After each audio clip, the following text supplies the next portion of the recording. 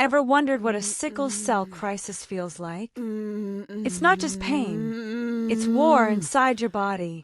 Every few seconds, someone somewhere is fighting a battle that no one can see. Their body is at war with itself. A painful, debilitating event that can strike without warning. And yet, for millions, it's a part of life.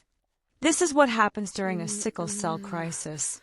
To understand the crisis, we first have to understand the enemy. Sickle cell disease is a genetic condition that affects red blood cells. Normally, these cells are soft, round, and flexible. They float easily through blood vessels, delivering oxygen throughout the body. But in people with sickle cell, these cells become hard, sticky, and shaped like sickles or crescent moons. And when too many of these sickled cells build up, they get stuck. They block blood flow. The result? Ischemia, tissue starved of oxygen. And with ischemia comes intense, agonizing pain, excruciating pain. This blockage is what we call a sickle cell crisis, also known as a vaso-occlusive. It can start suddenly, without warning. One moment, a person might feel completely fine. The next, they're gripped by pain so intense, it feels like bones breaking from the inside. The pain can strike anywhere: the chest, arms, legs, back, or abdomen. Sometimes it feels like stabbing. Sometimes it's a deep, throbbing ache. It can last for hours, days, or even weeks. And there's no predicting when the next one will hit. Even children aren't spared. They miss school. They miss birthdays. They miss life because they're in the hospital, hooked to IVs, trying to survive a storm. So what causes a crisis to happen? It varies. It could be cold temperatures, dehydration, stress, infection, or sometimes nothing at all. A person could do everything right and still end up in the emergency room. That's the cruelty of sickle cell disease. It doesn't play fair. Over time, repeated crises can cause permanent damage to organs, the lungs, kidneys, liver, and even the brain.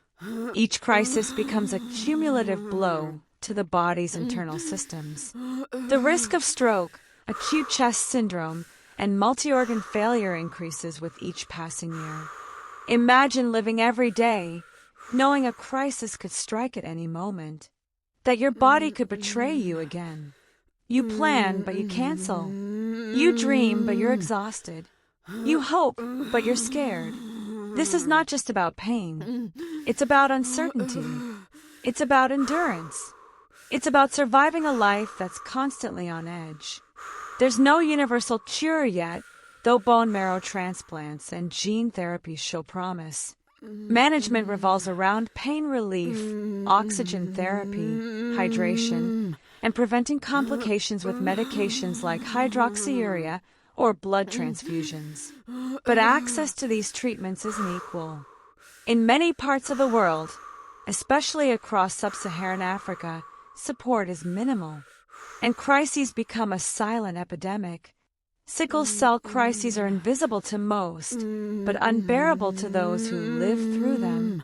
A sickle cell crisis is more than just a medical event.